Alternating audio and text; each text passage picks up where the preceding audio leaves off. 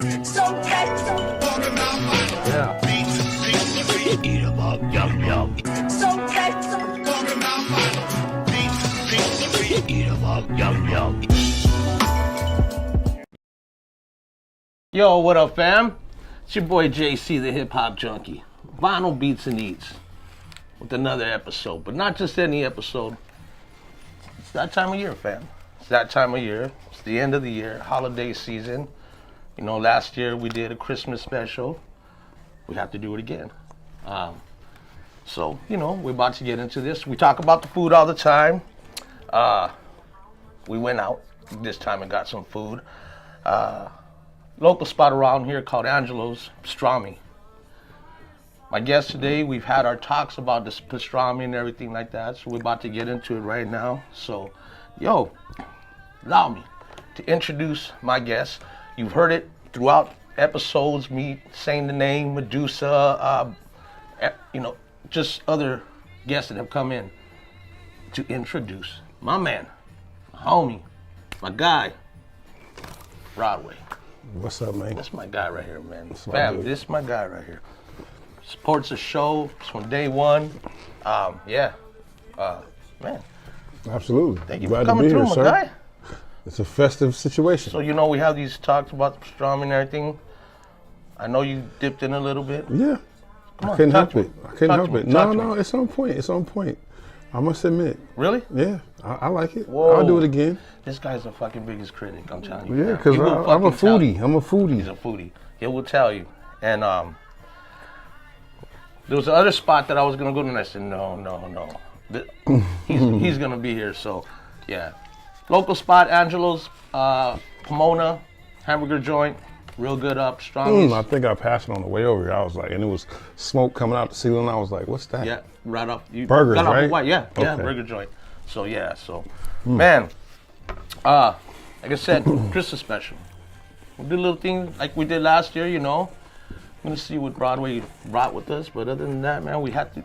Yo, everybody's heard his name. Me say Broadway, my guy, and everything like that. So, man, we're about to get into, you know, Let's do it. been up to, what you've been doing, and you know, just man, it's come a long way, Yes, I have. Yo, fam, for those that don't know, all you true hip hop heads, I have to throw it out there. He's just like modest. He's like, no, or whatever, you know, but have to throw it out there. Most underrated, should be a hip hop classic. Also on the West Coast, especially on the West Coast. For all you hip hop heads, remember Madcap. Well, I didn't know he was gonna bring that up. That's the guy right there. That's the guy. Whole album from beginning to the end, Madcap. For all you hip hop heads know, this is the man right here that's responsible for all the fucking music. Skits were stupid for all you Khakis Emporium. Yeah, my buddy Yeah, Paul Farmer, Freeze Love, comedian. You know, these are all my friends I grew up with. We were young as hell. We were blessed to have a situation with Loud Records. My man Steve Rifkin. Wow. Yeah. He let me have a job over there, and I had a group. He was like, well, let's sign your group too. And I remember went in there with just a bunch of crates and equipment and did it in probably, I don't think we did it didn't take us no more than a couple of weeks, maybe 2-3 weeks. Wow. You know, I was a young kid, man. But all those interludes and with Freeze Love and now my man Coke has went on, Damon Daniels has went on to make movies. Freeze Love's been on tour with cats. He spent 10 years with Eddie Griffin. Oh shit. Spent another like almost 10 years with Charlie Murphy, rest in peace. So if you ever get a chance to see Freeze Love, the comedian, go check him out. He's funny as fuck. Joe. About to tell about Joe Lineberg. You know, kind of like started with him. Well, you know, he was around me, and then he got the bug of producing, and he went on to do great things. Won a Grammy. He with Kendrick Lamar, the Pimp to Butterfly album. Ooh. Went on to produce many people. Joe's a very talented brother. That joint you did, proof is in the pudding, man. Yeah. That horn. Yeah, that's Joe. Ooh, straight man. freestyle, and I was just like, go, and he did. I saw you guys back. Did a show. I can't. Like it was like in Eagle Rock somewhere, around there. And you guys did a show. It was Madcap, and it That was a long time ago. Yeah, Alcoholics. Oh yeah. Okay, yeah.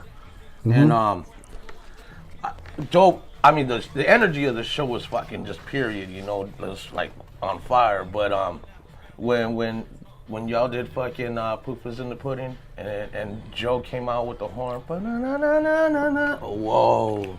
Yeah. That was fucking dope. Special dude. Yeah. Very special dude. Yeah. The first records the Alcoholics was on, because before they were another group. They were the same guys. They were named something else. Oh really? Mm-hmm. There was a ESP. People don't know that. Word. Tash, J-Ro, and Swift was ESP, Everyday Street Poets. And at the time, I was working on the Trifling album for King T. And I remember sitting in the studio, all of us, and you know, the alcoholics that we are or were. He was like, y'all gonna be the alcoholics. We about to reflip this whole shit. Whoa. I remember the day. And then boom. Now we have the Alcoholics, the Liquid Crew, the whole thing. So that was created in the studio when you were doing the Trifling album? Mm-hmm. Wow, that's crazy. Mm-hmm. By King T. Yeah.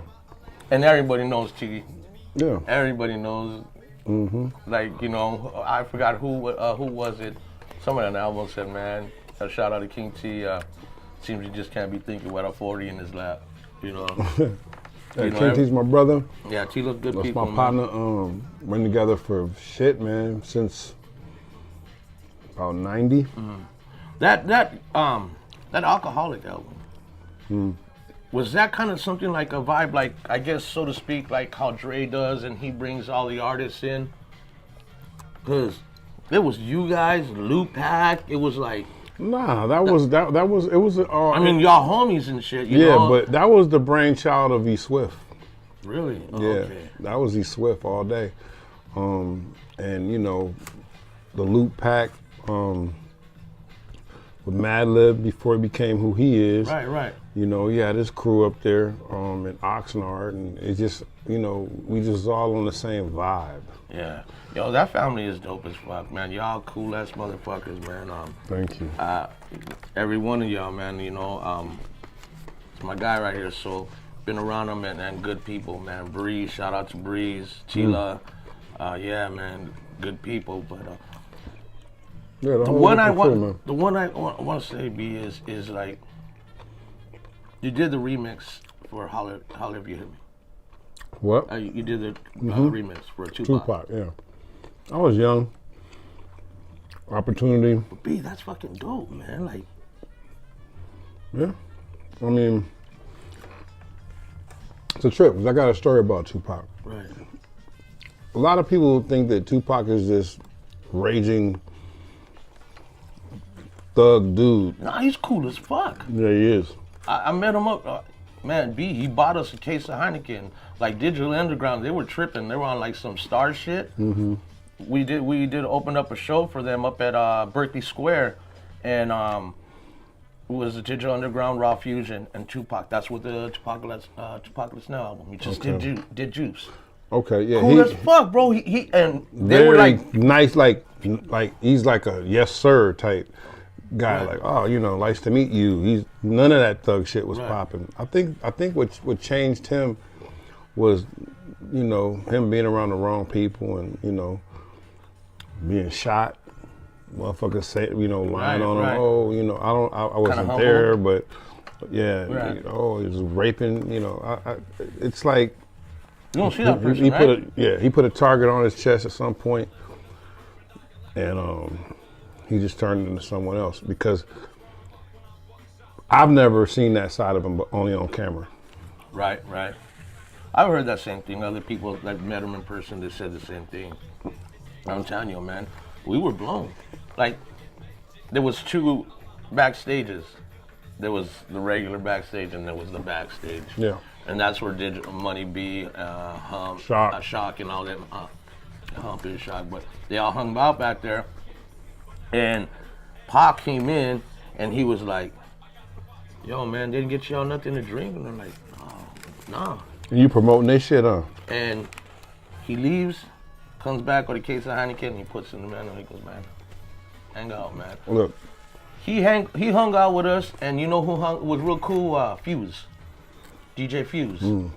They're all cool. Yeah, real They're cool all people. cool, You're man. right though. I remember me and my man Apocalypse. Did you work on the track? You like in the studio with him? No. I've been in the studio with him, right. But he wasn't in the studio for that remix. No. Okay. Nah. I was by myself actually, just me and the engineer. And it had to be done. That I would love to work on it more. Right. But it was one of those things like, do it tonight, turn it in tomorrow. Oh shit. So, but I was happy to be a part of that whole legacy. By all means, yeah.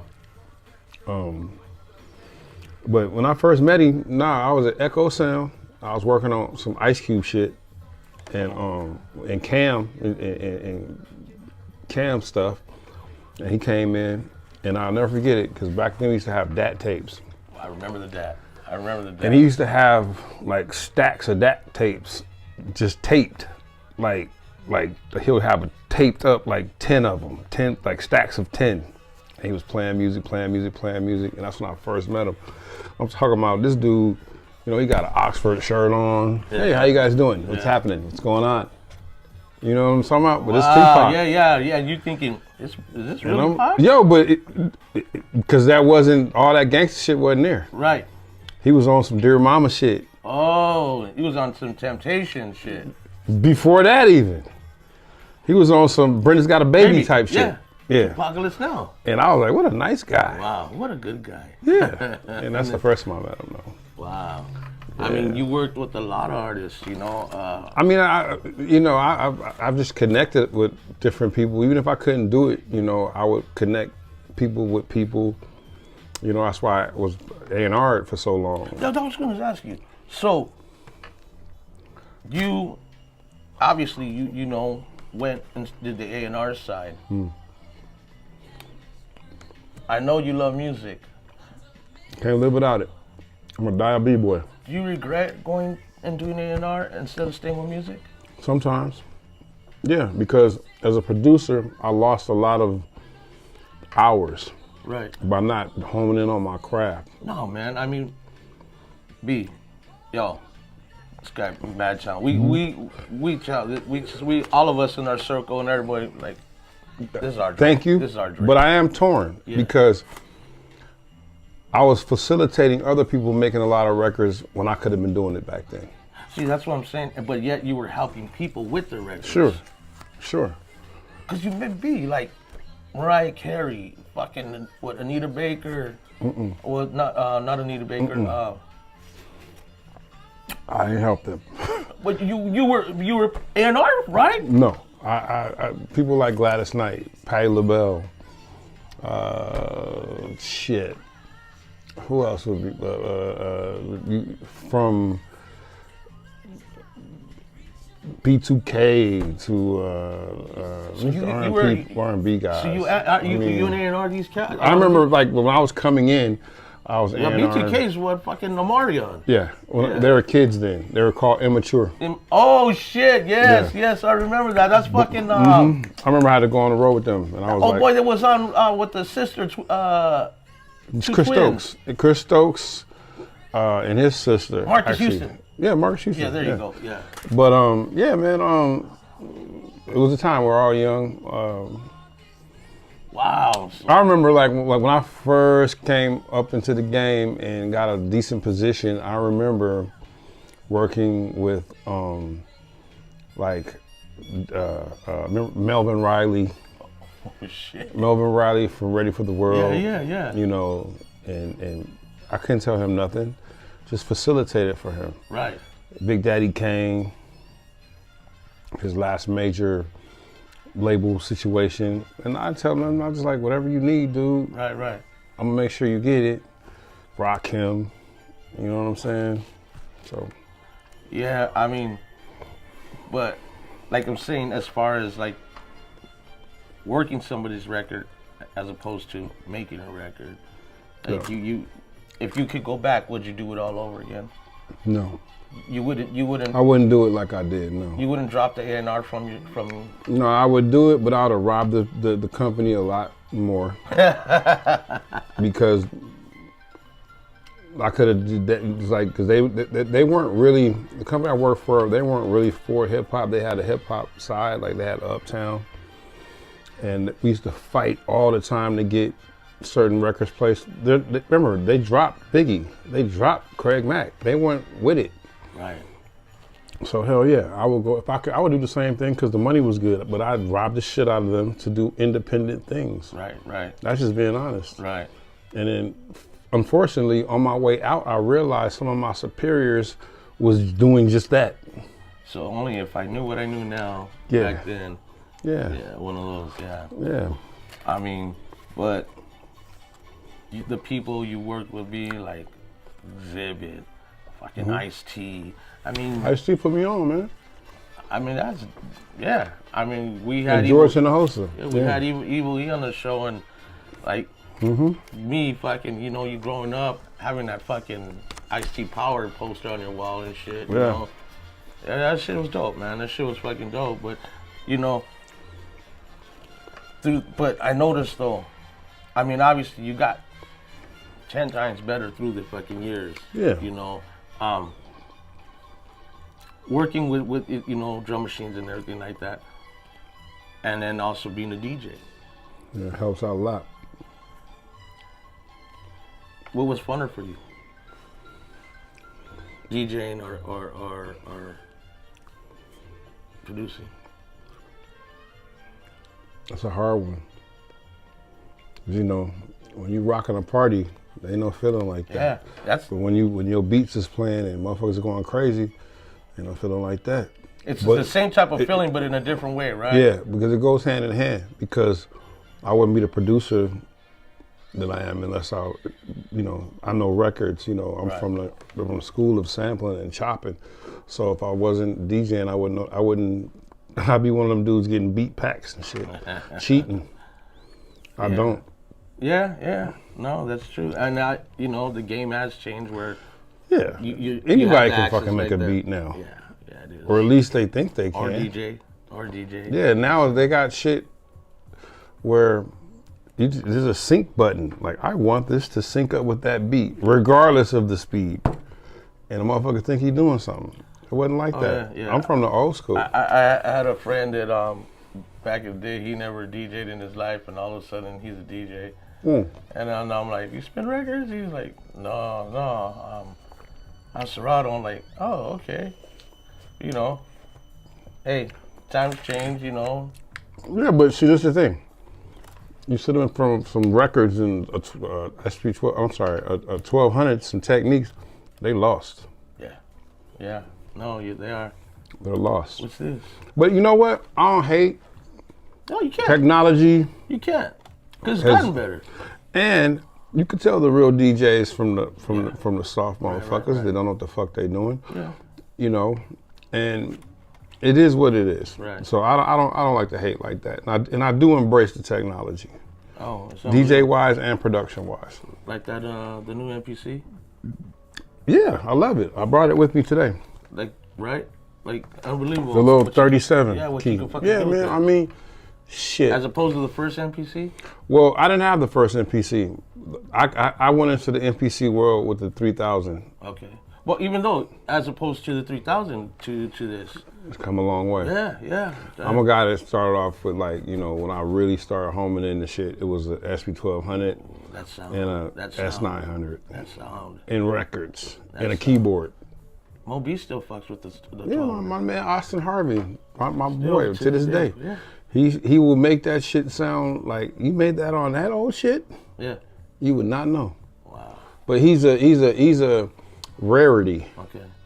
He'll play you some and not to put you out there, Mo, but he will come with some CDs, so have a CD player. Oh shit. Yeah. Ready. Yeah, he's still there. But who gives a shit? It's about what's coming out the speakers. Yeah, exactly. Good music, good music. Yeah. Yeah. Yo, B, like I said, just wanted you to come out and hang with us, bullshit a little. Yeah, man. Eat, I'm always gonna fuck chop with it you, up, man. You know, it's my guy right here, fam. Remember that, Broadway. This guy fucking paved some ways for us. Still doing it, man. Whatever I could do, sir. I love what you do. Fam, you already know, this is part of that show where, you know, we dip out for a second, you know, because we're about to come back with our guests to entertain us. So, you already know, hit that button, hit like, comment, keep it positive, subscribe. You know, we're about to jump in this shit right now. Go get something to drink, something to eat. Go to the bathroom, roll one up. We about to jump in this shit right now. That's right, my man Broadway. Liquid hit that Crew. button. Hit that button. We gotta get our subscribers up. We dig. Here we go. Here we go. It's your boy JC, the Hip Hop Junkie, Vinyl Beats and Eats, with the special Christmas edition. Oh yeah, those Christmas joints. You're gonna flip them right now. Let's spin some Christmas records. Here we go. Here we go. We're gonna do some shit right now. Yeah, let's spin some Christmas. Here we go. Broadway right here. Liquid Crew. One love. Yeah. Eat 'em up, yum yum.